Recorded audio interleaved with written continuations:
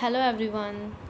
As you know, we are doing the chapter depreciation, and today in this chapter we will complete illustration 4. So let's start it.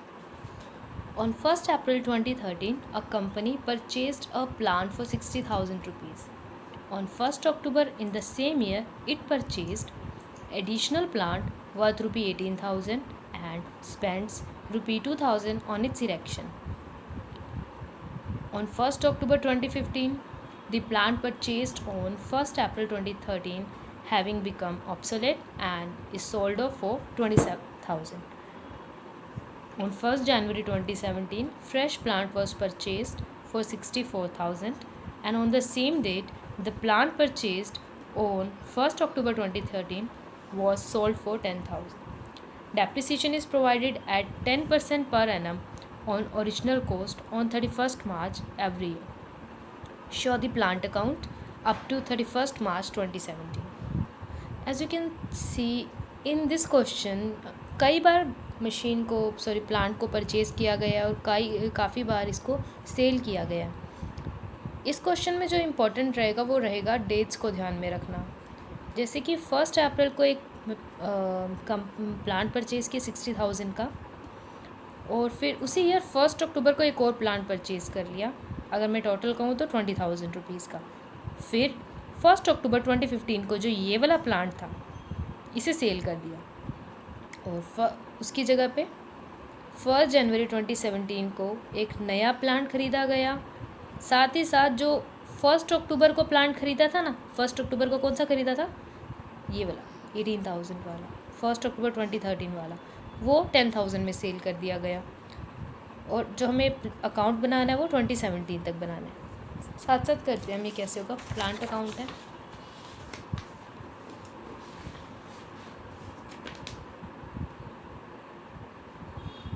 Format wise ledger वाला, date particular amount debit side, date particular amount credit side. क्योंकि सबसे पहले plant ख़रीदा है 1 अप्रैल 2013 को, तो debit side record करेंगे 2013 अप्रैल 1 to bank account. कितने का ख़रीदा, 60,000 रुपीज़ का।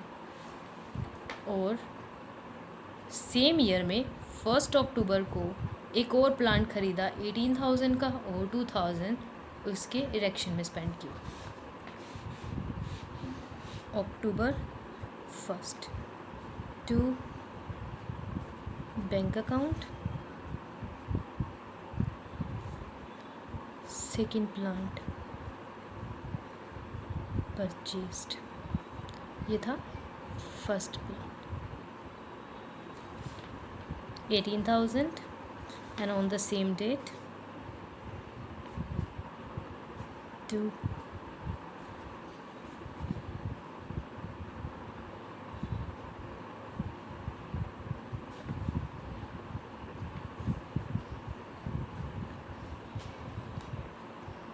वन ईयर में 2 मशीन्स खरीदी है, 2 प्लान्स खरीदे, सॉरी, वो दोनों रिकॉर्ड कर दिए। अब यहाँ लगेगा डेप्रिसिएशन। डेप्रिसिएशन लगेगा मार्च 31 को, क्योंकि यहाँ पे क्वेश्चन में मेंशन था ना, अगर नहीं भी मेंशन होता then we will assume March 31 by depreciation account.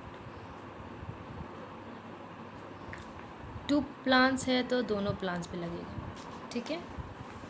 कितने परसेंट लगेगा, 10%। तो जो ये फर्स्ट प्लांट है 60,000 का था, 10% हो जाएगा 6,000 रुपीज़। जो ये सेकेंड प्लांट है ये 18 + 2 20,000 रुपीज़ का था, 20,000 रुपीज़ का 10% होगा 2,000 रुपीज़। और ये प्लांट अक्टूबर में ख़रीदा, तो जो डेप्रिसिएशन लगेगा इस पर अक्टूबर से मार्च तक का लगेगा, यानी कि 6 मंथ्स का लगेगा। एंड 6 मंथ्स का डेप्रिसिएशन कितना हो जाएगा, 1,000 रुपीज़, हाफ हो जाएगा, क्योंकि जो 2,000 रुपीज़ डेप्रिसिएशन है वो कंप्लीट ईयर का है, तो हाफ ईयर का कितना हो जाएगा, 1,000 rupees. Total depreciation 5,000 rupees. Now we will write the real value of plants by balance CD, first plant and second plant. 60 minus 6, 54,000. 20 minus 1, 19,000. 73,000. Total कर लेंगे, यहाँ 7,000 आएगा. 6 + 1 7.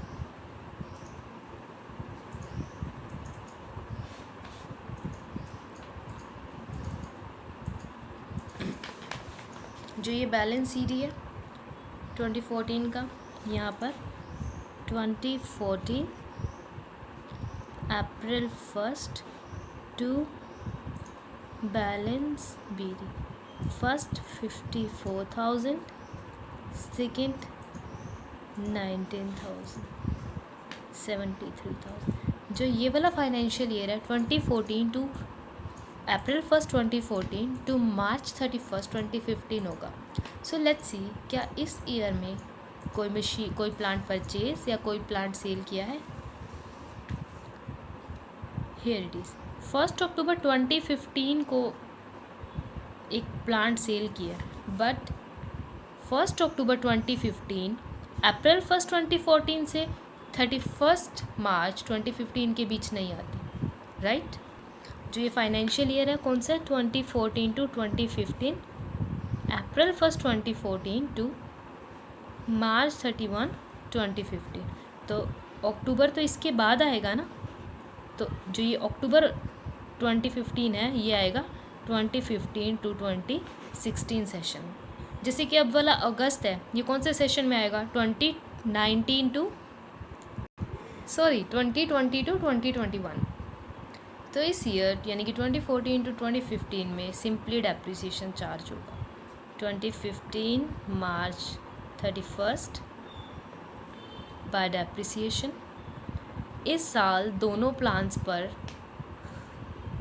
फुल ईयर का डेप्रिसिएशन लगेगा, एंड द रीज़न इज़ क्योंकि machines full year थी. Now we will calculate the closing balance of both these plants. 54,000, 6,000 इस year depreciation लग गया. now the value of plant will be 48,000, 19,000, 2,000 depreciation, and the value will be 17,000.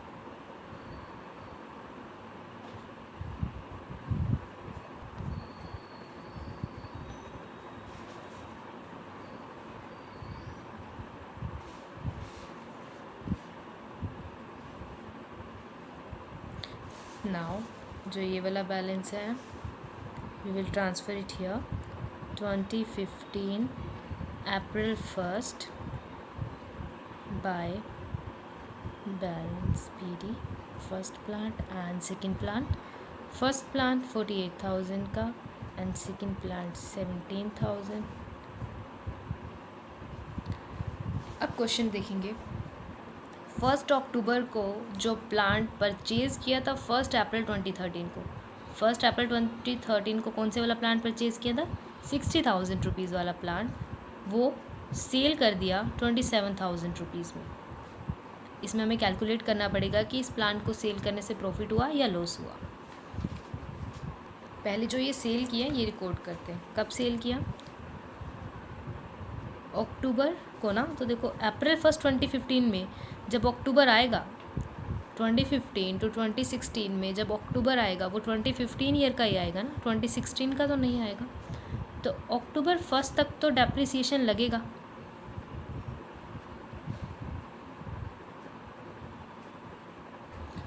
और अभी सिर्फ एक ही plant का डेप्रिसिएशन लगेगा, क्योंकि अक्टूबर 1 को तो वही उसी प्लांट का डेप्रिसिएशन लगाएंगे जो प्लांट सेल किया जा रहा है.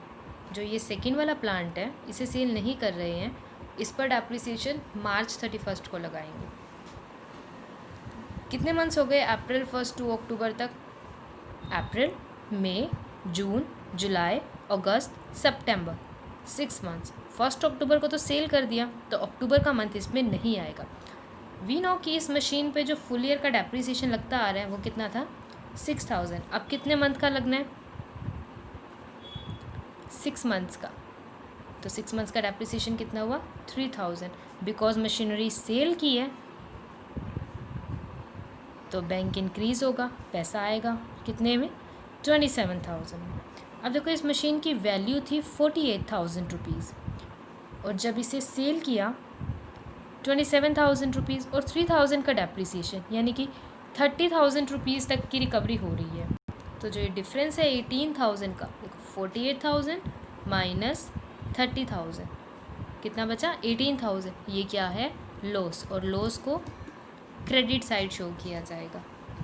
अक्टूबर 1 को लिखेंगे by loss on sale of plant and it amounted to 18,000 rupees. Let me show you ये कैसे आया। देखो 48,000 का प्लांट था जिसमें अभी 3,000 का डेप्रिसिएशन माइनस करना रहता था, वो भी माइनस होंगे। फिर सेल कितने का हुआ? 17,000 का, तो बचा कितना? 18,000। 18,000 का क्या हो गया? लॉस था। 45 का प्लांट बिका 27 का, तो 18,000 का लॉस हुआ। अब बारी है सेकेंड प्लांट पर डेप्रिसिएशन लगाने की। 2015 अब सेकेंड मशीन पे डेप्रिसिएशन लगेगा मार्च 31 पे, तो ईयर क्या हो जाएगा? 2016। 2015 का सेशन था तो मार्च 31 2016 में आएगी बाय डेप्रिसिएशन। कौन से प्लांट पर लगेगा? सेकेंड वाले प्लांट पर। कितने का डेप्रिसिएशन है? 2,000 रुपीज़ का, राइट। यहाँ 1,000 तो इसलिए था क्योंकि ये 6 मंथ का था, बट अब तो फुल ईयर का लग रहा है, तो कितना आएगा? 2,000। अब लिखेंगे by balance CD, closing balance 17,000 minus 2,000, कितने की मशीन हो गया? प्लांट हो गया 15,000।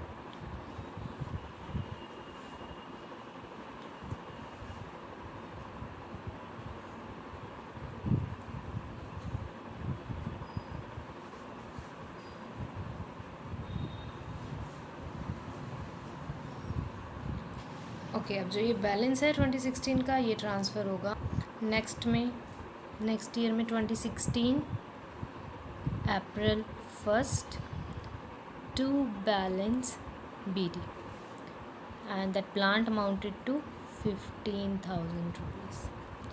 अब ये सेशन बनेगा 2016 टू मार्च 31 2017, और क्वेश्चन में भी 31 मार्च 2017 तक बनाने को कहा है अकाउंट।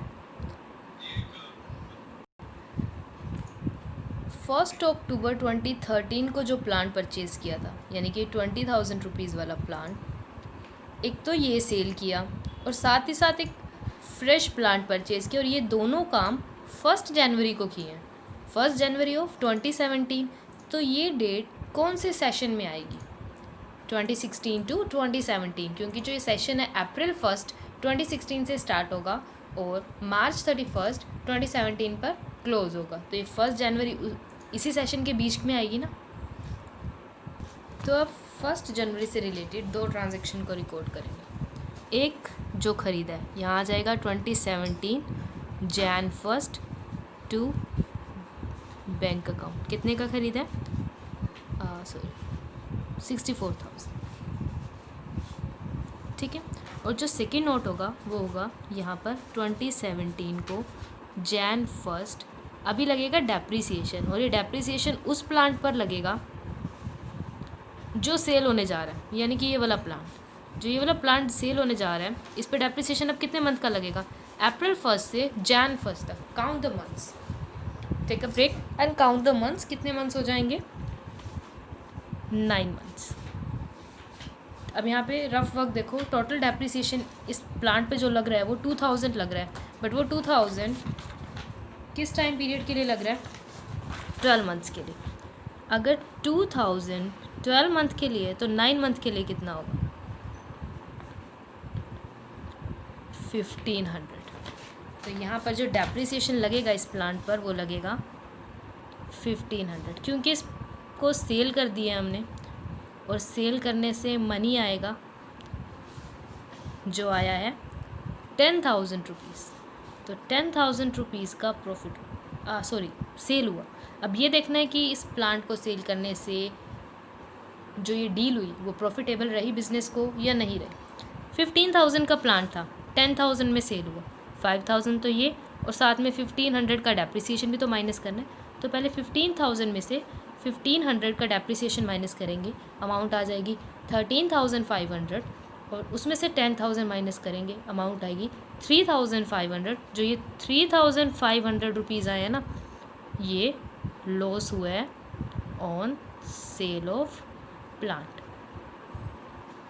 ऑलराइट, अब जो ये सेकेंड प्लांट ख़रीदा था इस पर डेप्रिसिएशन लगेगा, इस पर डेप्रिसिएशन लगाएंगे March 31। अब इसके ऊपर 2017 लिखने की ज़रूरत नहीं है, क्योंकि जो ये Jan 1 है ये भी तो 2017 का ही सेशन 2017 ईयर में ही आएगा। तो सिंपली बाय डेप्रिसिएशन 10% होता है, 64,000 का 10% 6400 होगा, नो डाउट। बट कितने मंथ्स का डेप्रिसिएशन लगेगा? ये तो Jan 1 को ख़रीदा है, March 31 को ही डेप्रिसिएशन लगा रहे हैं, तो 3 मंथ का कैलकुलेट करना है ना, उसी तरीके से करेंगे। देखो 6400 है, ये 12 मंथ्स का है, बट कितने मंथ्स का कैलकुलेट करना है? 3 मंथ्स का, तो 3 से मल्टीप्लाई, 12 से डिवाइड, 1600 रुपीज़ डेप्रिसिएशन लगेगा 1600। और अब निकालेंगे इस प्लांट की बैलेंसिंग फिगर। 64,000 में से 1600 को माइनस कर देंगे। अब इस प्लांट का कुछ नहीं करना, ऊपर वाले प्लांट का कुछ नहीं करना है, तो सेल हो गए। जब सेल हो गए तो बिजनेस में रहे ही नहीं।